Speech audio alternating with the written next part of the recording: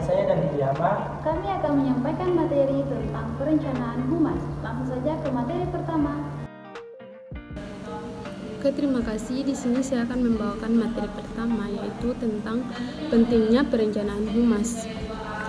Dalam manajemen humas, perencanaan biasanya ada di bagian awal atau sebelum menentukan segala sesuatu terkait manajemen. Maka perencanaan dilakukan sejak awal sebelum segala sesuatu diterapkan. Sebagaimana yang diungkapkan di dalam buku Manajemen Humas, perencanaan sebagai fungsi manajemen dilakukan pada tahap pertama sebelum melaksanakan kebijakan. Program dan kegiatan perencanaan sebagai cetak biru blueprint atas kebijakan, program dan kegiatan-kegiatan organisasi. Sebuah lembaga dalam menyampaikan pesannya kepada publik sangat membutuhkan media, apalagi pesan-pesan presentasi yang baru diraihnya. Lembaga berusaha mencari alat media apa yang tepat untuk menyampaikan pesan organisasinya. Banyak sekolah-sekolah sudah melakukan penyampaian pesannya, baik melalui media massa, televisi, pinnet, dan lain sebagainya. Hal ini bertujuan untuk agar supaya lembaga mempertahankan citra baiknya di ranah publik. Organisasi membutuhkan media massa dalam penyampaian pesannya, kelayak, luas, dan terhadap publikasinya. Akan tetapi, membangun persepsi atau memberikan pesan, kesan, dan citra yang baik di mata masyarakat itu pun tidak mudah. Masyarakat mempunyai penilaian tersendiri bagi masing-masing lembaga. Persepsi mereka tidak sama. Tinggal bagaimana lembaga bisa memberikan pesan, kesan, dan citra yang baik yang bisa diterima secara umum. Tiap lembaga pendidikan mempunyai manajemen dan salah satu fungsi manajemen adalah perencanaan. Perencanaan sebagai fungsi manajemen dilakukan pada tahap pertama sebelum melaksanakan kebijakan, program, dan kegiatan. Perencanaan sebagai cetak biru blueprint atau kebijakan, program, dan kegiatan-kegiatan organisasi. Organisasi ataupun individu pasti memiliki rencana-rencana, baik itu membangun rumah. Segala sesuatu yang berkaitan dengan rumah yang akan dibangun sudah dipersiapkan dan ada gambaran sejak awal. Sesuatu yang berkaitan dengan rumah seperti bahan, alat, biaya, dan lain sebagainya pasti dipersiapkan sejak awal. Tidak mungkin seseorang yang punya rencana membangun rumah menafikan itu semua. Perencanaan seringkali tidak disadari seperti seseorang mempunyai aktivitas ke tempat kerja, pada dasarnya mereka sudah mempunyai perencanaan. Contoh lain adalah saya seorang mahasiswa yang mempunyai jadwal kuliah tiap hari Senin jam 9.00, maka pada hari itu atau hari sebelum itu saya sudah merencanakan untuk kuliah. Segala sesuatunya harus saya persiapkan, baik itu buku, kendaraan, biaya, dan lain sebagainya, agar supaya ketika sampai di kampus saya sudah siap untuk mengikuti mata kuliah. Sebagai suatu proyeksi, perencanaan memiliki unsur kegiatan, mengidentifikasi, menginventarisasi, dan menyeleksi kebutuhan berdasarkan skala prioritas, mengadakan spesifikasi yang lebih rinci mengenai hasil yang akan dicapai, mengidentifikasi persyaratan atau kriteria untuk memenuhi setiap kebutuhan, serta mengidentifikasi kemungkinan alternatif, strategi, dan sasaran bagi pelaksanaannya. Sama juga dengan humas atau public relation. Bidang ini menempati bagian penting di dalam lembaga pendidikan atau bisa dikatakan ruh lembaga. Humas mempunyai peran penjaga eksistensinya. Peran ini di dalam humas mempunyai peran krusial dan berganda. Lembaga bisa berjalan di tempat atau mati jika humas tidak berjalan sebagaimana mestinya. Peran ganda yang dijalankan oleh humas di samping dari sisi internal, humas juga menjaga keseimbangan dengan masyarakat di luar lembaga sekolah. Ketika berhubungan dengan masyarakat, inilah humas harus menggunakan seni, baik komunikasi, menjaga kemitraan, menjaga dan meningkatkan citra lembaga.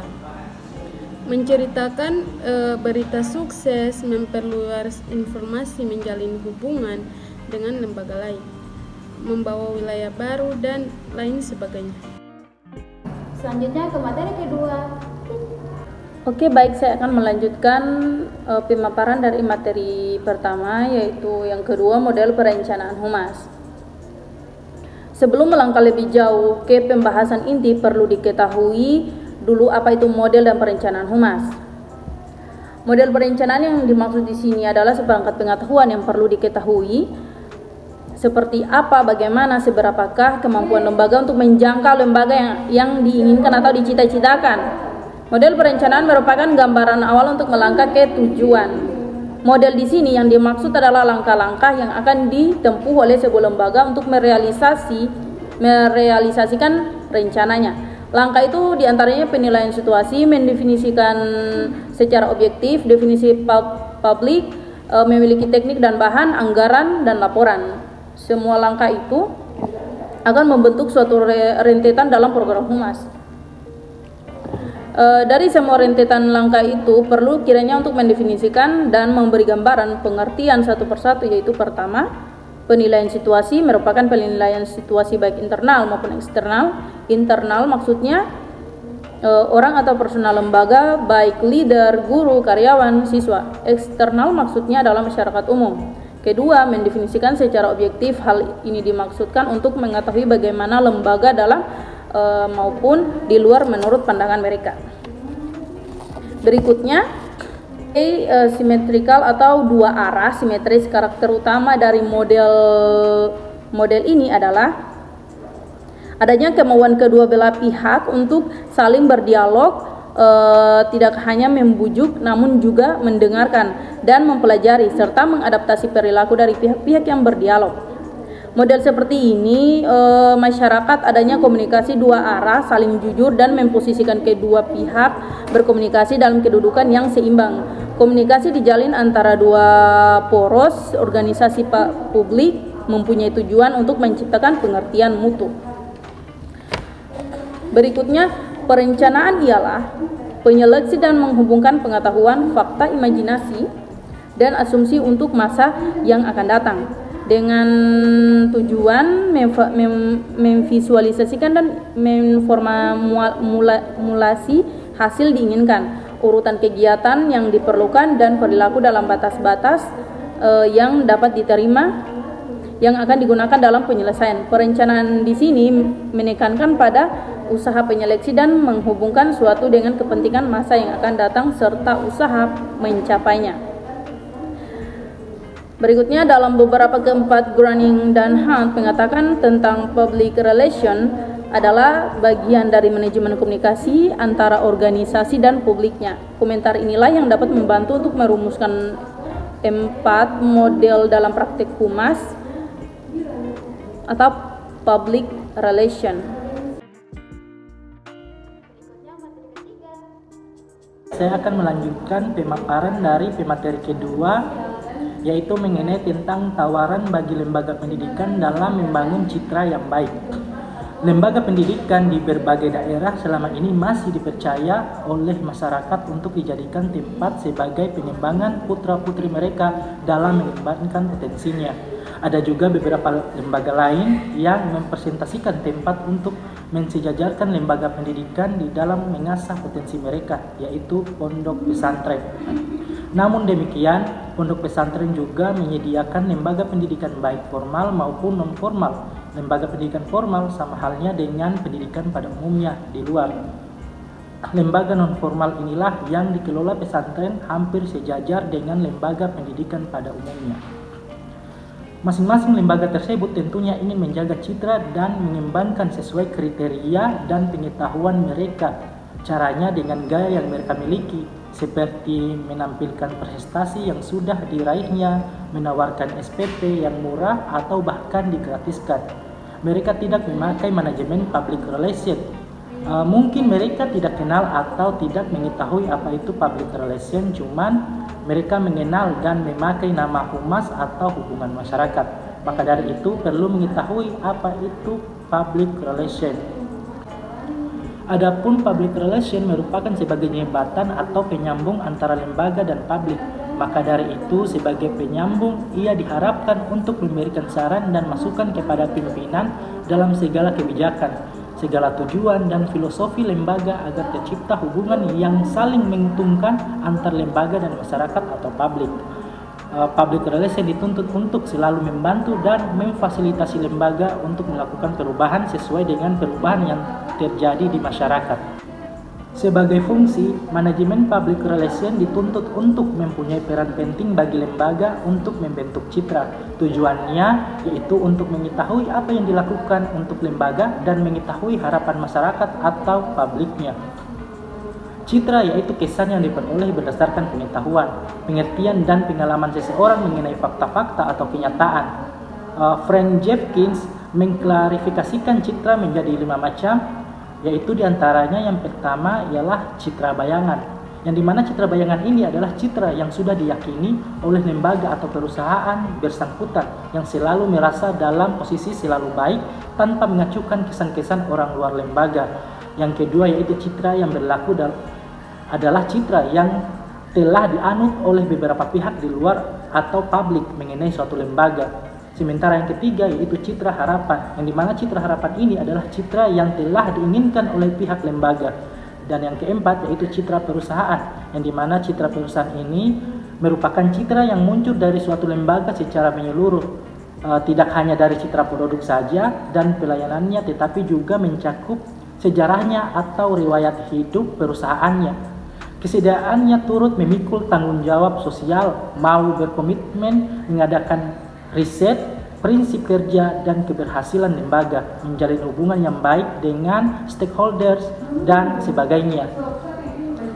Dan yang terakhir yaitu citra majemuk, yang dimana citra majemuk ini ialah citra yang sudah muncul dari beberapa jumlah individu, beberapa cabang atau perwakilan dari lembaga atau organisasi, tetapi belum tentu sama dengan citra lembaga atau organisasi secara keseluruhan.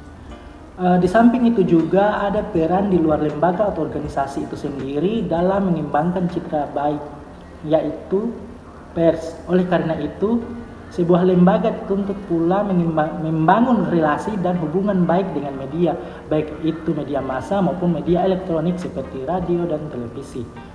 Peran public relation sangat menentukan dalam hal ini karena di samping menjalin hubungan dengan pihak internal lembaga, public relation juga harus membangun hubungan dengan pihak eksternal. Untuk mengetahui bagaimana citra organisasi di mata publik melalui pemberitaan di media massa, maka riset menjadi dewa penolong untuk memperoleh hasil gambaran mengenai citra organisasi melalui analisis isi. Public relation tidak hanya menjalin hubungan baik dengan pihak pers, tetapi juga dituntut menjalin hubungan dengan pihak lain, yaitu stakeholders yang ada di masyarakat sebagaimana yang sudah diungkapkan oleh Anggoro. Itulah tadi beberapa gambaran tentang tawaran-tawaran membangun citra public relation untuk kehumasan. Jadi sangat kompleks tentang public relation, tidak hanya melulu komunikasinya kepada pihak internal maupun eksternal, namun juga harus memanfaatkan teknologi-teknologi yang selalu berubah dan dituntut untuk mengikuti perkembangannya. Keberhasilan public relation dalam membentuk atau mempertahankan citra organisasi merupakan keberhasilan dari sederet rangkaian proses yang kompleks dan cukup panjang. Ada lagi yang tidak bisa dilupakan, yaitu pelayanan yang diberikan kepada pengguna atau pelanggan merupakan cara untuk menjaga citra perusahaan. Hal ini dimaksudkan untuk menjaga saling pengertian dan menjaga hubungan. Selanjutnya materi keempat.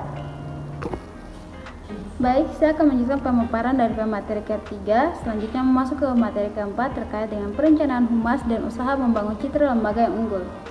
Humas atau public relation merupakan peran sentral di sebuah lembaga pendidikan. Tidak hanya sebagai pelengkap saja menurut pandangan lembaga pendidikan kebanyakan, namun sebagai penengah antara lembaga dengan internalnya dan lembaga dengan publiknya. Peran ganda nilai yang dimainkan oleh pemegang tugas kehumasan. Biasanya di setiap organisasi, baik itu lembaga, perusahaan, negara, maupun badan-badan internasional, mereka akan membuat suatu rencana sebagai langkah awal untuk mencapai apa yang dicita-citakan dan meraih tujuan adalah keharusan. Di dalam dimensinya terdapat ruang lingkup perencanaan. Isi waktu dalam perencanaan misalkan ada perencanaan jangka panjang atau long term planning yang biasanya berjangka waktu 10 tahun ke atas. Perencanaan jangka menengah, medium term planning, dan perencanaan ini biasanya berjangka waktu 3 tahun atau 8 tahun. Dan perencanaan jangka pendek atau short term planning, di mana perencanaan ini jangka waktunya kurang lebih setahun. Dimensi spasial yang terkait dengan ruang dan batasan wilayah, serta ada perencanaan nasional, regional, dan perencanaan tata ruang. Inti dari sebuah perencanaan adalah usaha merancang dan memilih pada waktu sekarang untuk suatu yang ingin diwujudkan di masa yang akan datang, atau choosing our desired future today. Perencanaan di lembaga pendidikan utamanya dalam kehumasan adalah merancang apa yang ingin dicapai oleh lembaga. Dan tugas humas adalah membungkus dan memasarkannya ke ranah publik. Disinilah inti peran humas supaya citra dari lembaga terbangun sekaligus sebaik mungkin. Ada beberapa tugas humas yang akan diungkapkan dalam materi kali ini. Yang pertama, mirror image atau citra bayangan. Citra bayangan ini sudah banyak diyakini oleh lembaga atau perusahaan yang bersangkutan yang selalu merasa dalam posisi selalu baik tanpa mengacukan kesan-kesan orang luar lembaga. Yang kedua adalah current image atau citra yang berlaku adalah citra yang telah dianut oleh beberapa pihak di luar atau publik mengenai suatu lembaga.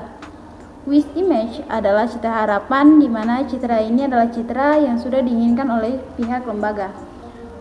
Corporate image, citra perusahaan adalah citra yang muncul dari suatu lembaga secara menyeluruh, tidak hanya dari citra produk saja dan pelayanannya, tetapi juga mencangkup sejarahnya atau riwayat hidup perusahaannya, ketersediaan turut memikul pertanggungjawab sosial, mau berkomitmen mengadakan riset, prinsip kerja dan keberhasilan lembaga, serta menjalin hubungan yang baik dengan stakeholder dan sebagainya.